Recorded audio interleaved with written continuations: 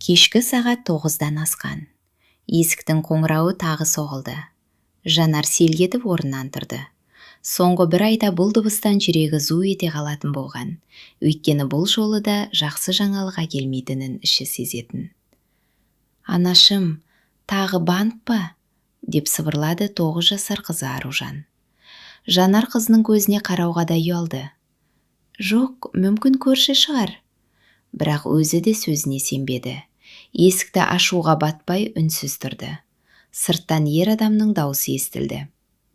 «Жанар Серік қызы, біз сізді үйден таба алмай жүрміз. Есікті ашыңыз, маңызды хабарлама бар». Жанардадың қолы дірілдеп кетті. Қасында отырған 5 жасар ұлы Әли анасының көйлегінен ұстап алды.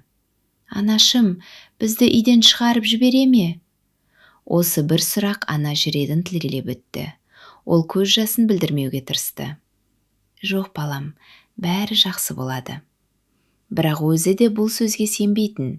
Өйткені 3 айдан бері ипотека төленбеген. 4 банктен алынған несие бар. Кредит карталарының берешегі тағы бар. Күйеуі 4 ай бұрын жұмысынан қысқарған. Ал өзі киім дүкенінде сатушы болып істейтін.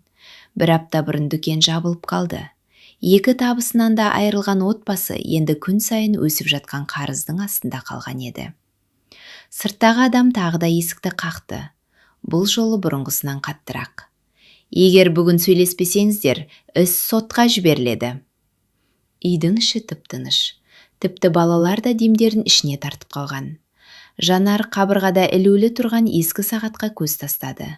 Осыдан тура 1 жыл бұрын дәл осы үйде туған күн тойланған еді. Дастархан күлкіге толы болатын. Күйеуі Нұрлан балаларын құшақтап, «Енді 2-3 жылда ипотеканы жауып тастаймыз, сосын өз көлігімізді жаңартамыз», деп мақтанышпен сөйлеген. Сол кезде өмір осылай өзгереді деп ешкім ойламаған. Барлығы бір-ақ күнде басталған жоқ. Бұл отбасы жалқауда емес еді. Керісінше, таңнан кешке дейін еңбек ететін. Нұрлан құрылыс компаниясында шебер болатын. Жалақысы жаман емес. Жанар дүкенде сатушы. Екеуі де табыс тауып, балаларын жақсы мектепке беріп, үйдің несиесін уақытында төлеп жүрген. Демалыс сайын саябаққа барып, балаларға балмұздақ алып беретін.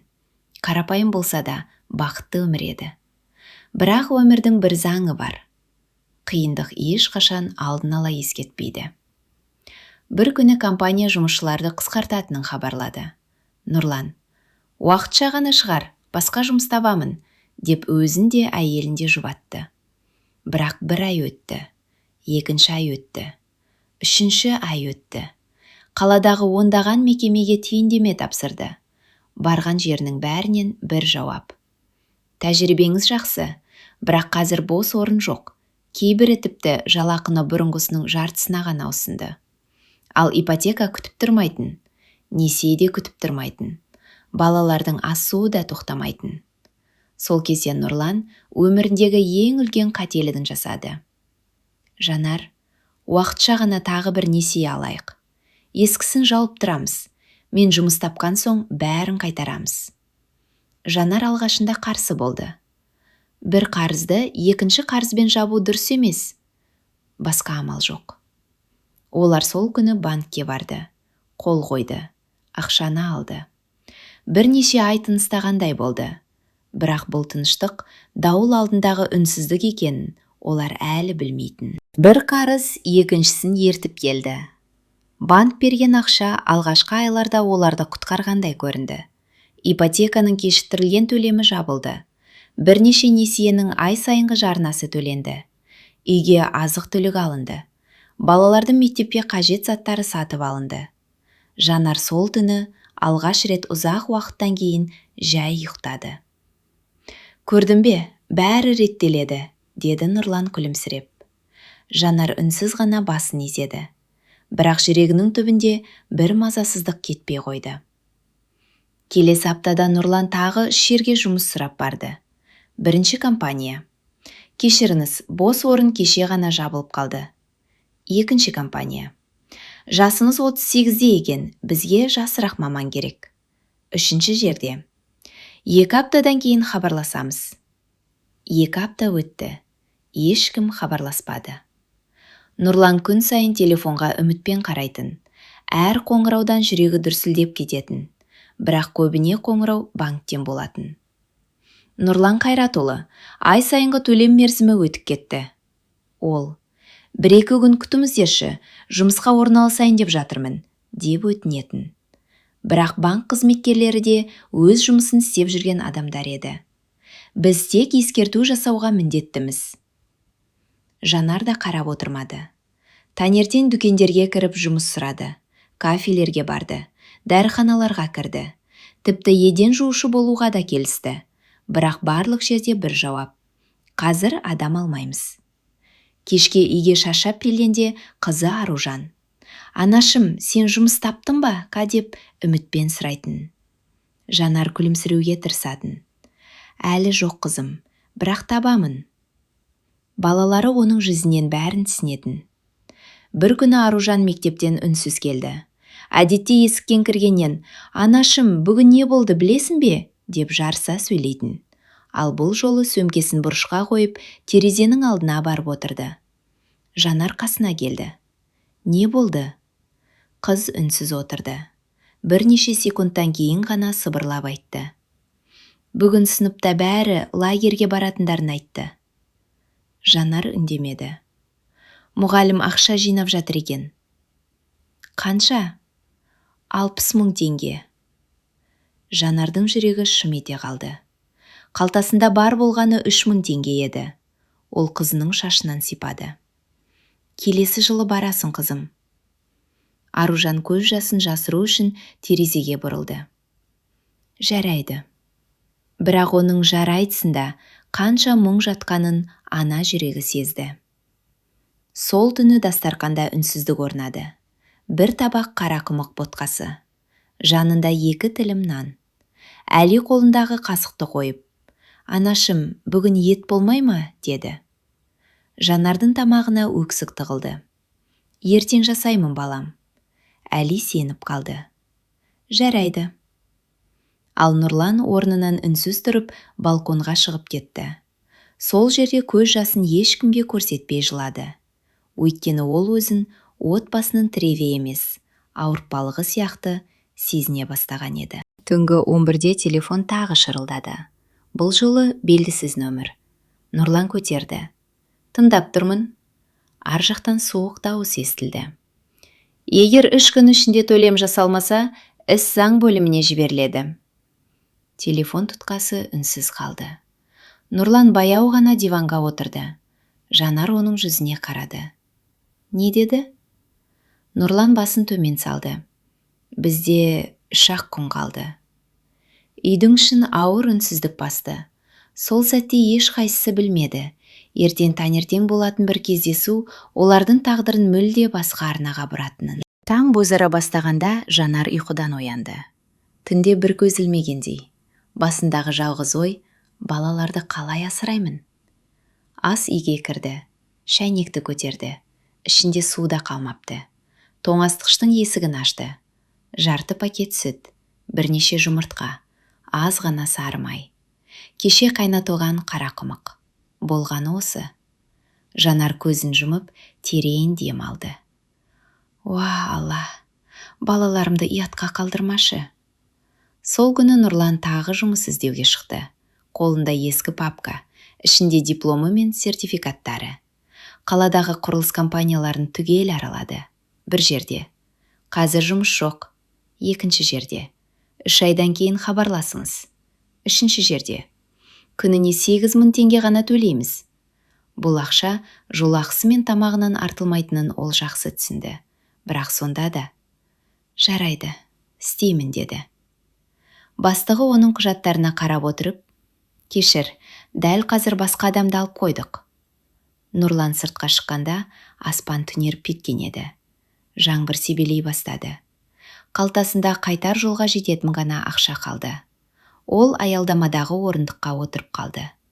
Қасында отырған қария оған үнсіз қарап отырды. Балам, көңілің түсіп кеткен сияқты ғой. Нұрлан еріксіз жымиып қойды. Байқалып тұр ма? Адамның жүзінен бәрі көрінеді. Біраз үнсіздік орнады. Сосын қария: Ең ауыры қарыз емес. Нұрлан таңырқай қарады. Онда не? Үмітімнен айырылу. Осы сөз Нұрланның жүрегіне қадалып қалды. Сол уақытта Жанар үйде ескі шкафтарды ақтарып отырды. Бәлкім сатуға болатын бірдеңе табылар. Балалардың кішірейіп қалған киімдері, ескі ыдыстар, баяғы сервиз, тойда сыйлаған көрпе. Бұрыштағы қораптан шаң басқан фотоальбом шықты. Ол альбомды ашты. Алғашқы сурет. Өздерінің үйлену тойы. Екеуінің жүзі бал-бұл жайнап тұр. Нұрлан сол кезде: «Мен сені ешқашан жылатпаймын» деген еді. Жанар суретті құшақтап отырып, үнсіз жылады. Түстен кейін есік қағылды.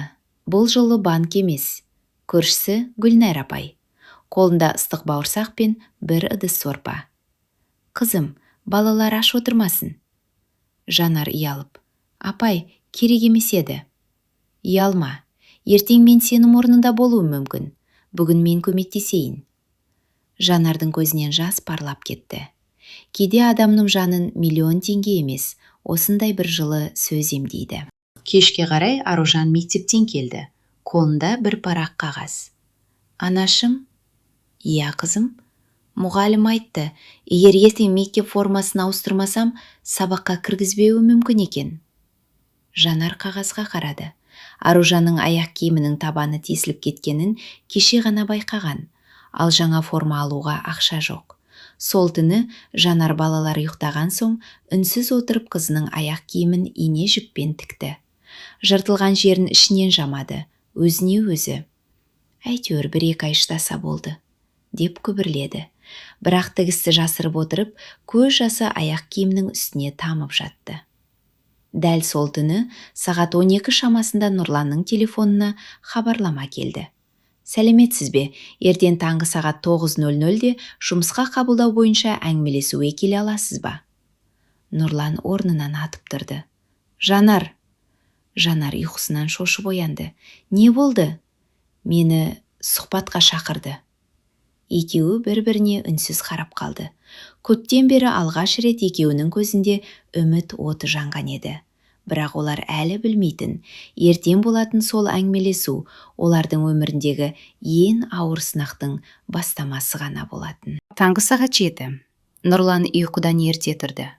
Көптен бері алғаш рет айна алдында ұзақ тұрды. Ақ шидесін үтіктеп киді. Ескі болса да таза костюмін шешіп алды. Аяқ киімін жылтыратып сүртті. Жанар үнсіз бақылап тұрды. Ол күйеуінің жүзінен бұрыннан көрмеген бір нәрсені байқады. Бұл үміт еді. «Бүгін бәрі жақсы болады», деді Жанар жай ғана. Нұрлан күлімсірегендей болды. «Болады. Болуы керек». Сағат 9:10 қалғанда ол компанияның алдына келді. Биік ғимарат. Кіреберісте 10-даған адам. Әр қайсының қолында құжат. «Демек мен ғана емес екенмін», деп ойлады ол. Хатшы есімін тексеріп, күту бөлмесіне кіргізді. Бірінен соң бірі адамдар шақырылып жатты. Кейбірі 2 минуттан кейін ақ шығып кетеді. Кейбірі күлімдеп шығады. Кейбірінің жүзі сұп-сұр. Ақыры: «Нұрлан Қайратұлы, кіріңіз». Кабинетте 3 адам отыр екен. Орта жастағы директор, кадр бөлімінің қызметкері және өндіріс басшысы. Сұрақтар басталды. «Қай жерде жұмыс істедіңіз?» «14 жыл құрылыс саласында». «Ұжым басқардыңыз ба?» «Иә». «Қиын жағдайда шешім қабылдай аласыз ба?» «Міндетті түрде». Әңгіме 1 сағатқа жуық созылды. Соңында директор орнынан тұрып: «Тәжірибеңіз бізге ұнап тұр». Нұрланның жүрегі дүрсілдеп кетті. Бірақ осы бір сөз бәрін өзгертті. «Бізде қазір бір ғана орын бар, ал үміткер көп. Сондықтан нақты жауапты 2 күннен кейін айтамыз». Нұрланның жүзіне қайтадан мұң ұялады. «Түсіндім». Үйге қайтып келе жатқанда телефоны шырылдады. Белгісіз нөмір. «Тыңдап тұрмын. Сіз Нұрлан Қайратұлысыз ба?» «Иә». «Біз қарыздарды өндіру бөліміне хабарласып тұрмыз. Бүгін кешке дейін төлем болмаса, үйіңізге ресми ескерту қағазы жеткізіледі». Нұрлан үнсіз қалды. «Естіп тұрсыз ба?» «Иә». Телефон өшті. Ол аялдамадағы орындыққа отырып қалды. Қолымен жүзін басты. 2 күн. Ал бізге бүгін ақша керек. Үйге келгенде Жанар оның жүзінен бәрін түсінді. Алды ма? Нұрлан басын шайқады. Әлі емес. Балалар бөлмеде ойнап отыр еді. Екеуі ас үйге кіріп ақырын сөйлесті. Бізде қанша ақша қалды? Жанар әмиянын ашты. 2300 теңге. Барлығы. Нұрлан үнсіз отырып қалды. Осы кезде Жанар баяу ғана қолындағы неке жүзігін шешті. Ол жүзікке ұзақ қарады. 15 жыл бойы саусағынан түспеген алтын сақина. Үйленген күні Нұрлан өз қолымен таққан еді. Жанар, не істеп жатырсың? Ломбардқа өткіземін. Жоқ. Басқа амал жоқ. Ол біздің естелігіміз. Жанардың көзіне жас келді. Естелікпен балалардың қарнын тойғыза алмаймыз. Бұл сөзден кейін ас үйде үнсіздік орнады. Сол күні кешке Жанар ломбардтан шықты. Қолында кішкентай ғана конверт. Жүзігі кеткен. Орнына аз ғана ақша келген. Ол конвертті цесіп қарамады да, көше бойымен келе жатып еріксіз қолына қарады. Саусағында жүзік жоқ. Сәтте өзін бір бөлігін жоғалтқандай сезінді. Бірақ үйге кіргенде балалардың күлімдеген жүзін көріп ішінен, ең бастысы олар аман. Қалғаным қайта табармыз, деді. Алайда тағдыр оларды әлі де ең ауыр сынақпен бетпе-бет кездестірмек еді. Ертең таңертең есікті қағатын адамның қолындағы қағаз бұл отбасының өмірін тағы бір атырнаға бұратын еді. Таңғы сағат 8:30. Жанар балаларды мектепке дайындап жатты. Аружан сөмкесін асынып, інісінің күртешесінің түймесін салып берді. Әли, сабақтан кейін бірденеге қайт, жарай ма? Жарайды әпке. Жанар оларды құшақтап шығарып салды. Балалар бұрылып-бұрылып қол бұлғап кеткенше есік алдында тұрды. Есік жабылған сәтте үйдің іші тағы да тым-тырыс болып қалды. Дәл сол кезде сырттан ауыр аяқ дыбысы естілді. Артынша есік қағылды. Бұл жолы қоңырау емес. Қатты, нық қағылған дыбыс. Жанардың жүрегі тағы да шым ете қалды. Есікті ашса, 2 адам тұр. Бірі банк өкілі, екіншісі сот орындаушысы екенін куәліктерінен бірден аңғарды. Жанар Серікқызы? Иә. Біз сізге ресми ескерту әкелдік. Ақ қағазды қолына ұстатты. Жанардың қолы дірілдеп кетті. Қағазда анық жазылып тұр еді. Егер 30 күн ішінде берешек өтелмесе, кепілдегі мүлікке қатысты сот тәртібі басталады. Ол қағаздағы әр сөзді бірнеше рет оқыды. Бірақ нөл ештеңе өзгермеді. Қолтаңбасын қойды. Есік жабылды. Жанар қабырғаға сүйеніп төмен сырғып отырды. Көзінен жас тоқтамай ақты. Осы үйде Аружанның алғашқы қадамы жасалған. Әлидің алғашқы туған күні өткен. Әкесі мен анасы немерелерінің күлкісін естіп қуанған. Енді сол үйден айырылып қалу қаупі шындыққа айналып келе жатты. Кешке Нұрлан қағазды үнсіз оқып шықты. Ештеңе демеді. Үстелдің үстіне қойды. Кек терезеге қарап ұзақ тұрды. Нұрлан. Иә. Біз не істейміз? Ұзақ үнсіздіктен кейін ғана ол, мен жеңілмеймін. Даусы сабырлы болғанымен ішінде дауыл тұрғанын Жанар сезді. Сол түні Нұрлан ескі ноутбугын ашты. Жұмыс іздеу сайттарын қайта ақтара бастады. Көздері тала бастады. Бір хабарландыруға көзі түсті. Қоймаға түнгі ауысымға жұмысшылар қажет. Жалақысы бұрынғысынан әлдеқайда төмен. Жұмыс ауыр, бірақ тұрақты. Ол бірден түйіндемесін жіберді. 5 минут өтпей телефон шырылдады. Ертең кешкі 7-де келе аласыз ба? Әрине. Жұмыс ауыр екенін ескертеміз. Қандай жұмыс болса да істеймін. Тұтқаны қойған соң Нұрлан алғаш рет шын жүректен күлімсіреді. Жанар, не болды? Әзірге уақытша болса да жұмыс табылды. Жанардың көзіне жас келді. Шүкір. Бірақ дәл сол түні күтпеген жағдай болды. Сағал 11 шамасында Аружанның қызуы көтерілді. Денесі күйіп бара жатты. Анашым, басым ауырып тұр. Термометр 39,4. Жанар мен Нұрлан бір-біріне қарады. Үйде қызу түсіретін дәрі де қалмаған. Соңғы ақшаның бәрі азық-түлікке жұмсалған еді. Нұрлан еш ойланбастан күртесін іліп алып сыртқа жүгірді. Жаңбыр құйып тұр. Дәріханаға дейін 2 шақырым. Ол жүгірді. Жаңбырда да су болған киімін де сезбеді. Оның өңгінде бір ғана нәрсе болды. Қызым аман болса екен. Ол әлі білмейтін. Дәл сол жаңбырлы түнде дәріханада болатын бір кездесу олардың өмірін күтпеген бағытқа өзгертетін еді. Жаңбыр толассыз құйып тұрды. Көшеде адам аз. Нұрлан басына капюшонын тартып дәріханаға қарай жүгіріп келеді. Аяқ киімі су болып кеткен, бірақ ол тоқтаған жоқ. Қызымның қызуы түсе болды. Дәріхананың есігін ашқанда жылы ауа бетіне соқты. Іште 2 адам бар екен. Бірі жас ана, қолында кішкентай сәби. Екіншісі жасы 70-тен асқан ақсақал. Қызу түсіретін дәрі беріңізші, деді Нұрлан демігіп. Фармацевт дәріні алып келді. 5400 теңге болады. Нұрлан қалтасын ақтарды. Бір қалта, екінші қалта, әмиянын ашты. 3100 теңге ғана. Ол үнсіз қалды. Басқа арзанырақ түрі бар ма? Деп сұрады ақырын. Фармацевт компьютерге қарап. Өкінішке қарай қазір жоқ. Нұрлан басын төмен түсірді. Онда кешіріңіз. Ол бұрылып шығып кетпек болған. Сол кезде арт жағынан жай ғана дауыс естілді. Балам. Нұрлан бұрылды. Әлгі ақсақал оған қарап тұр екен. Қалған ақшасын мен төлейін. Жоқ аға, қажет емес. Бұл садақа емес. Бұл адамға көмектесу. Ертең сенің де біреуге жәрдем беретін күнің келеді. Ақсақал әмияннан ақша шығарып, дәрінің ақысын толық төледі.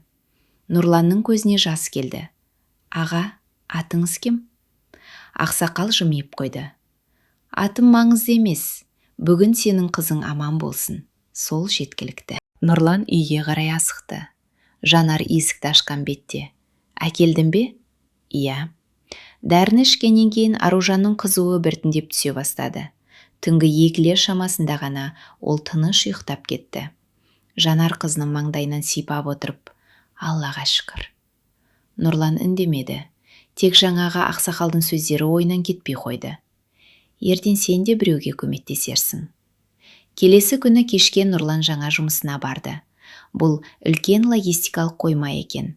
Қораптар, жүк көліктері, үздіксіз қозғалыс. Бригадир оны бірден жұмысқа кірістірді. Бізде бәрі жылдам. Үлгермесең орныңа басқа адам табылады. Түсінікті ме? Түсінікті. Алғашқы сағаттың өзінде Нұрланның белі сырқырап кетті. Бұрын құрылысшы болғанымен мұндағы жұмыс мүлде басқа еді. 12 сағат бойы ауыр жәшіктерді тасу оңай емес. Бірақ ол бір ретте шағымданған жоқ. Өйткені әр көтерген қорабында ол балаларын көретін. Әр жасаған қадамында үйін сақтап қалуға деген үміт бар еді. Таңғы 6-да ауысым аяқталды. Бригадир оны тоқтатты. Нұрлан? Иә? Көптен бері мұндай шыдамды адам көрмеппін. Бүгінгі жұмысың жақсы болды. Нұрлан алғаш рет қуанып қалды. Рахмет. Бірақ тағы да сол сөз. Бізде сынақ мерзімі 1 ай. Оған дейін ештеңеге кепілдік жоқ. Нұрланның жүзі қайтадан байсал тартты. Түсіндім. Үйге келгенде Әли жүгіріп шығып әкесінің мойнына асылды. Әке, сен жұмысқа шықтың ба? Иә, балам. Онда енді біз үйімізден көшпейміз бе? Нұрлан бір сәт үнсіз қалды. Сосын ұлын құшағына қысып, біз қолдан келгеннің бәрін жасаймыз. Бұл сөз уәде де емес еді. Бірақ ол үміттен айрылғысы келмеді. Дәл сол күні түстен кейін күтпеген қоңырау соғылды. Телефонның ар жағынан бір әйелдің дауысы естілді. Сәлеметсіз бе? Мен сіздің бұрынғы жұмыс орныңыздан хабарласып тұрмын. Иә, тыңдап тұрмын. Бізде сізге қатысты өте маңызды ақпарат бар. Ертең міндетті түрде келіңізші. Нұрлан таңырқап қалды. Не болды? Телефонмен айта алмаймыз. Өзіңіз келгеніңіз дұрыс. Тұтқа жабылды. Нұрлан ұзақ уақыт телефонға қарап отырды. Ол бұл қоңыраудың өз өміріндегі ең үлкен шындықтың бетін ашатынын әлі білмейтін еді. Ертеңіне Нұрлан бұрынғы жұмыс істеген құрылыс компаниясына келді. Осы ғимаратқа кірмегеніне 4 ай болған. Бір кезде өзі күн сайын күліп кіретін есік бүгін бөтен болып көрінді. Қабылдау бөліміндегі қыз оны бірден таныды. Сәлеметсіз бе, Нұрлан аға? Сәлем. Бас директор сізді күтіп отыр. Нұрлан таңырқай қалды. Директордың менде қандай шаруасы бар екен? Кабинетке кіргенде директор орнынан тұрып қарсы алды. Кел, Нұрлан, отыр. Бұл бұрынғыдай қатал басшы емес, шаршаған адамға ұқсап кеткен еді. Біраз уақыт үнсіз отырды. Сосын ауыр күрсінді. Мен саған кешірім сұрауым керек. Нұрлан ештеңе түсінбей қалды. Не үшін? Сен жұмыстан қысқарған жоқсың. Қалай? Бізге жоғарыдан тізім келді. Біреуді қысқарту керек болды. Бірақ кейін білдім, сенің атыңды тізімге әдейі енгізген. Кім? Директор көзін төмен түсірді. Өндіріс бөлімінің бұрынғы басшысы. Неге? Өйткені сен оның заңсыз жасаған жұмыстарына қол қоюдан бас тартқансың. Нұрланның есіне бәрі түсті. Бірнеше ай бұрын сапасыз құрылыс материалдарын қабылдау туралы құжатқа қол қоюды талап еткен. Сол кезде ол, ертең бұл үйде адамдар тұрады, мен жалған құжатқа қол қоймаймын деген. Содан кейін арада көп өтпей жұмыстан босатылған. Ол кезде мұны жай ғана қысқарту деп ойлаған, ал шын мәнінде бұл кек екен. Ол адам қазір жұмыстан шығарылды, деді директор. Тексеру кезінде бәрі анықталды. Нұрлан үнсіз тыңдап отырды. Жүрегінде өкініш те, ашу да жоқ еді. Тек бір ғана ой. Егер сол кезде әділдік болғанда, балаларым мұндай қиындық көрмес еді. Директор үстелдің тартпасынан бір конверт шығарды.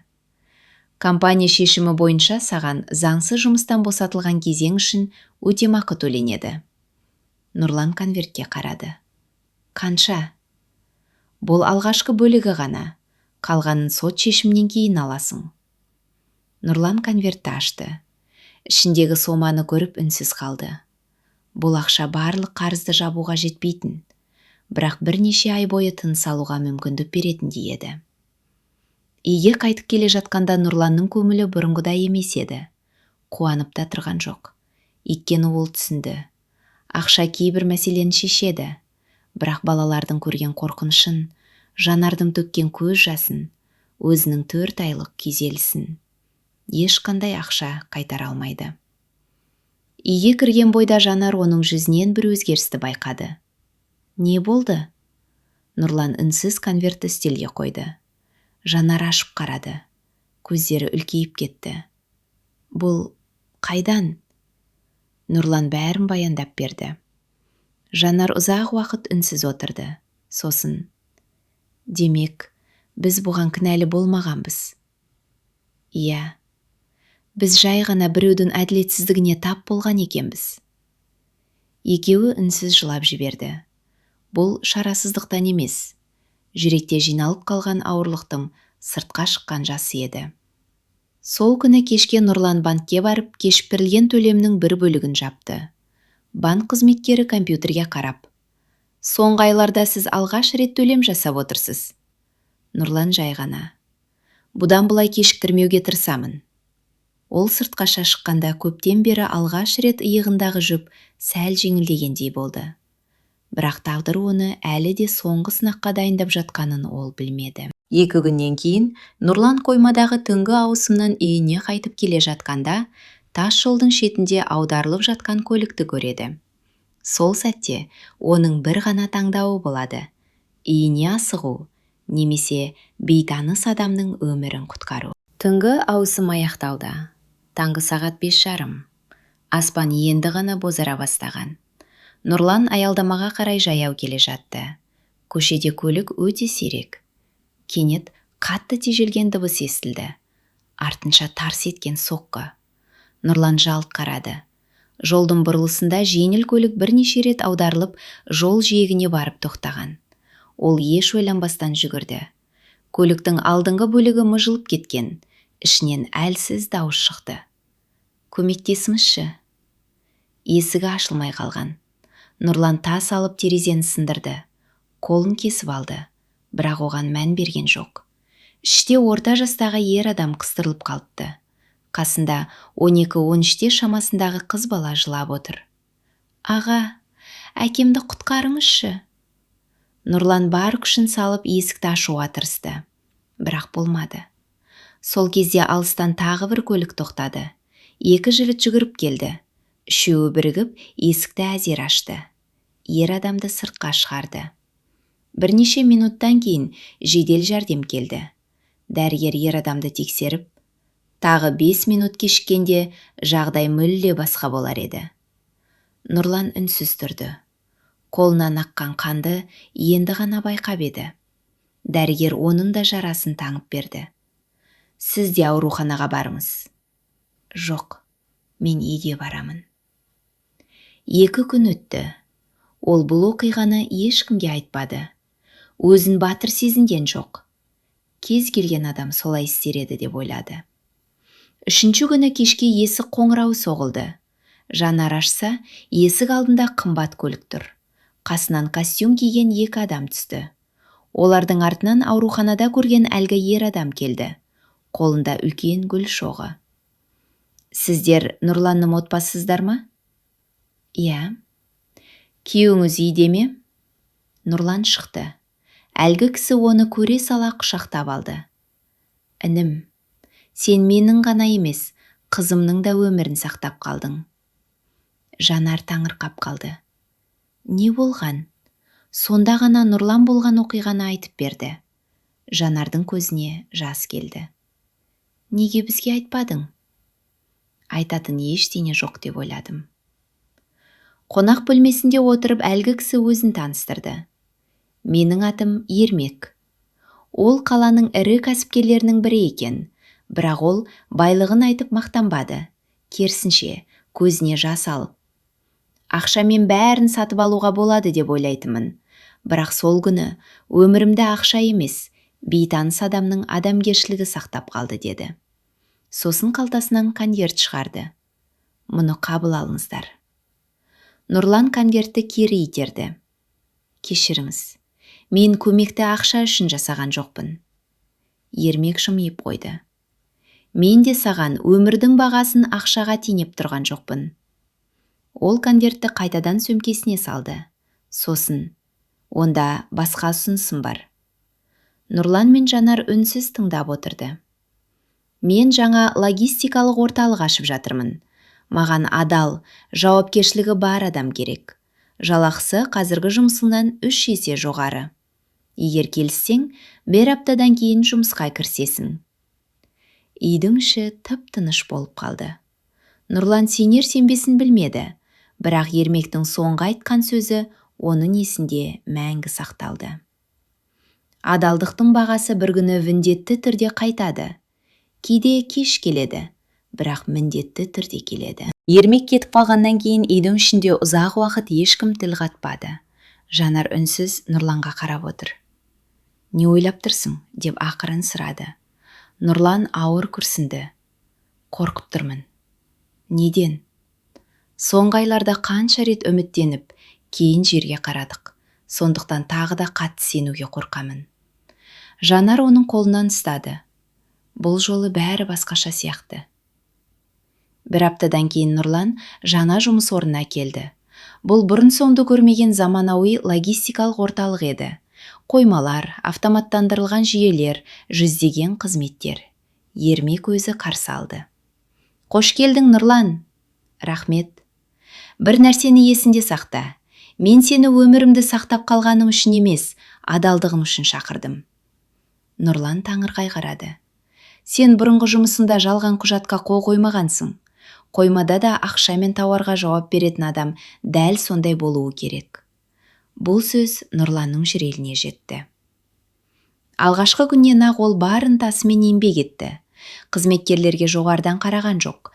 Әрқайсысымен амандасып, көмектесіп жүрді. Бір күні жас жұмысшы ауыр жәшікті жалғыз көтере алмай тұр екен. Нұрлан жанына барып: «Жүр, екеуміз көтерейік». Жігіт таңырқап: «Сіз бастықсыз ғой». Нұрлан күліп жіберді: «Бастықтың да 2 қолы бар». Сол сәтті ермек кеңседегі камерадан көріп отырған. Ол жымиып, дәл осындай адам іздегенмін, деді. Бір ай өте шықты. Нұрлан алғашқы толық жалақысын алды. Конвертті қолына ұстағанда көзіне еріксіз жас келді. Үйге келе жатып базарға соқты. Бірнеше айдан бері ала алмай жүрген жемістерді алды. Балалар жақсы көретін торт сатып алды. Жанарға гүл алды. Қымбат емес, бірақ жүректен шыққан сыйлық еді. Есікті Аружан ашты. Әке келді! Әли жүгіріп шығып құшағына секірді. Әке, бүгін көңіл-күйің жақсы ғой? Нұрлан күліп, бүгін мереке жасаймыз. Дастарқанға торт қойылды. Жанар гүлді көріп көзіне жас алды. Соңғы рет қашан гүл сыйлағаның есінде ме? Нұрлан жымиып, есімде, бірақ бұдан былай себеп күтпеймін. Кешкі шай үстінде Аружан кенет үнсіз қалды. Не болды қызым? Деп сұрады Жанар. Әке? Иә. Мектепте мұғалім, әкеңнің мамандығы қандай деп сұрады. Сен не дедің?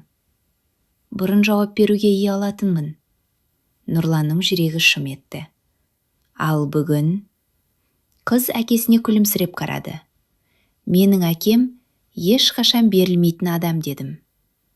Нұрлан басын төмен түсірді. Көзінен аққан жасты балаларға көрсеткісі келмеді. Сол түні ол балконға шықты. Қала шамдары жарқырап тұр.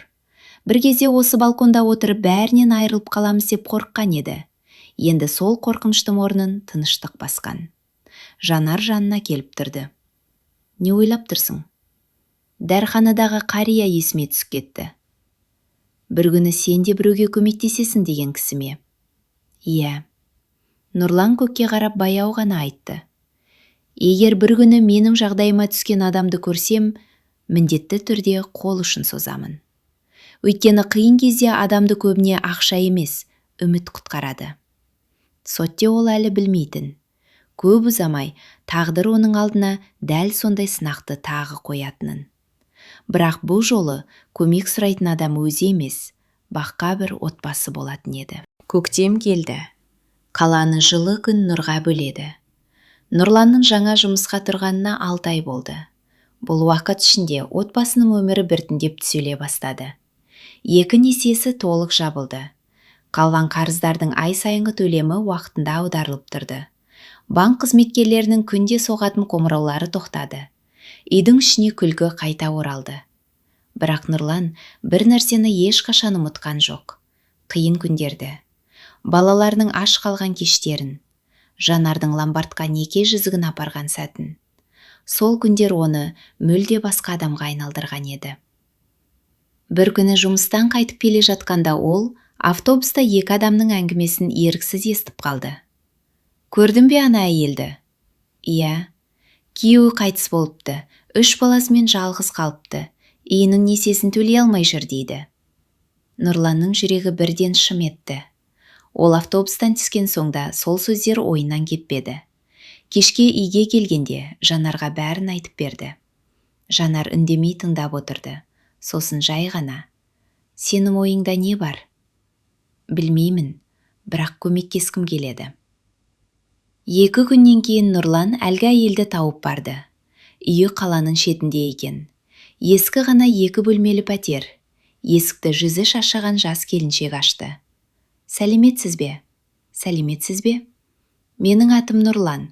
Сіз мені танымайсыз, бірақ мен сіздің жағдайыңызды естіп келдім. Әйел бірден қысылып қалды. Егер көмек әкелмесеңіз, кешіріңіз, маған ештеңе керек емес. Нұрлан күлімсіреп, мен де кезінде дәл солай айтатынмын. Ол қолындағы азық-түлік толы қораптарды ішке кіргізді. Ұн, май, күріш, балаларға тәттілер, киімдер. Кішкентай ұлы шоколадты көріп қуаныштан жүгіріп келді. Мама, бізге сыйлық әкеліпті. Әйелдің көзіне жас келді. Мен мұны қайтара алмаймын. Ештеңе қайтармайсыз. Бір ғана өтінішім бар. Қандай? Бір күні жағдайыңыз түзелсе, сіз де дәл осылай басқа бір адамға көмектесіңіз. Сол жеткілікті. Әйел үнсіз басын изеді. Сол кеште Нұрлан үйіне ерекше көңіл күймен оралды. Жанар оның жүзінен бәрін түсінді. Барып келдің бе? Иә. Өкінбей тұрсың ба? Жоқ. Қайта. Өмірімде алғаш рет өзімді шын мәнінде бай адамдай сезіндім. Жанар жымиып. Байлық ақшада емес екенін енді түсіндің бе? Иә. Байлық біреудің үмітін қайтара алу екен. Бірнеше күннен кейін Нұрлан мен Жанар ломбардқа бірге барды. Қызметкер күлімсіреп. Қандай қызмет? Нұрлан. Біз неке жүзігімізді алып кетуге келдік. Қызметкер сақинаны әкеліп берді. Жанар оны қолына алған сәтте көз жасын тыя алмады. Бұл жай ғана алтын жүзік емес еді. Бұл олардың ең ауыр күндерінің үнсіз куәсі болатын. Нұрлан жүзікті қайтадан Жанардың саусағына тақты. Бұл жолы ешқашан шешпейсің. Жанар күлімдеп. Бұйырса. Сол күні кешке бүкіл отбасы аулада серуендеп жүрді. Әли велосипед теуіп жүр. Аружан мәз болып күліп келеді. Күн батып бара жатты. Нұрлан балаларға қарап тұрып. Естерінде болсын балалар. Өмірде қиындық бәрінің басына келеді. Бірақ адақты қуатын қиындық емес, беріліп кету. Ал адамды көтеретін үміт, еңбек және мейірім. Сол сөздерді естіген Жанар оның қолынан қысып ұстады. Екеуі үнсіз бір-біріне қарады. Өйткені олар енді жақсы білетін. Қарыздан да ауыр нәрсе бар. Үміттен айырылу.